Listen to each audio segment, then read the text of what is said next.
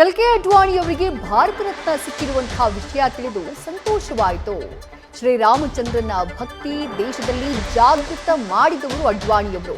ರಥಯಾತ್ರೆಯ ಮೂಲಕ ಹೋರಾಟಕ್ಕೆ ಬಲವನ್ನ ತುಂಬಿದವರು ಅಡ್ವಾಣಿಯವರು.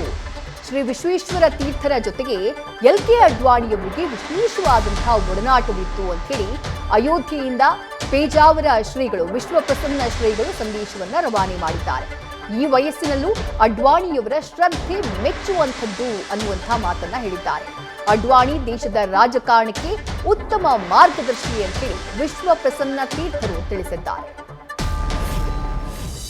ಇಂದು ಶ್ರೀಯುತ ಮಾನ್ಯ ಎಲ್.ಕೆ. ಅಡ್ವಾಣಿಜಿಯವರಿಗೆ ಭಾರತ ರತ್ನ ಪ್ರಶಸ್ತಿ ಸಂದಿರುವ ವಿಚಾರ ಕೇಳಿ ತುಂಬ ಸಂತೋಷವಾಗಿದೆ. ಶ್ರೀಯುತರು ನಮ್ಮ ದೇಶದ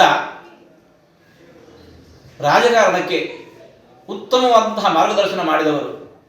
ಸಾಮಾನ್ಯ ಕಾರ್ಯಕರ್ತರಾಗಿ ಹುಟ್ಟಿ ಬಂದು ಅವರು ಬೆಳೆದಿರತಕ್ಕಂತಹ ಎತ್ತರ, ಅವರು ವಾರ್ತಾ ಸಚಿವರಾಗಿ ಕೇಂದ್ರದಲ್ಲಿ ಕಾರ್ಯವನ್ನು ಮಾಡಿದವರು, ಗೃಹ ಸಚಿವರಾಗಿ ಕಾರ್ಯವನ್ನು ಮಾಡಿದವರು, ಗೃಹ ಮಂತ್ರಿಗಳಾಗಿ, ಇನ್ನು ಉಪ ಪ್ರಧಾನಿಗಳಾಗಿ, ಹೀಗೆ ಬಹುಮುಖದಲ್ಲಿ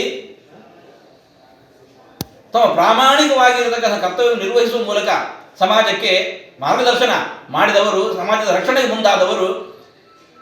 ರಾಜಕಾರಣದಲ್ಲಿ ಎಂತೋ ಅದರಂತೇನೆ ತಾವು ಧಾರ್ಮಿಕ ಶ್ರದ್ಧೆಯಲ್ಲಿ ಕಿಂಚಿತ್ತೂ ಕೂಡ ಹಿಂದೆ ಬೀಳದೆ ಶ್ರೀರಾಮಚಂದ್ರನ ಕುರಿತಾಗಿರತಕ್ಕಂತಹ ಭಕ್ತಿ ಭಾವ ಅದನ್ನು ಸದಾ ಜಾಗೃತವಾಗಿ ಇಟ್ಟುಕೊಂಡು ಅಯೋಧ್ಯೆಯ ರಾಮಜನ್ಮಭೂಮಿಯ ಆ ಆಂದೋಲನದಲ್ಲಿ ತಾವು ಸಕ್ರಿಯವಾಗಿ ತಮ್ಮನ್ನು ತಾವು ತೊಡಗಿಸಿಕೊಂಡು ರಥಯಾತ್ರೆಯ ಮೂಲಕ ಸುಪ್ತವಾಗಿದ್ದಂತಹ ಆಂದೋಲನಕ್ಕೆ ವಿಶೇಷವಾಗಿರುವಂತಹ ಬಲವನ್ನು ತುಂಬಿದವರು. ಅಂತಹ ಶ್ರೀಯುತರು ನಮ್ಮ ಗುರುಗಳ ಜೊತೆಗೆ ವಿಶೇಷವಾದ ಒಡನಾಟವನ್ನು ಇಟ್ಟುಕೊಂಡಿದ್ದವರು. ನ್ಯೂಸ್ ಫಸ್ಟ್ ನಿರ್ಭೀತಿಯಿಂದ ನಿಮ್ಮ ಪರವಾಗಿ.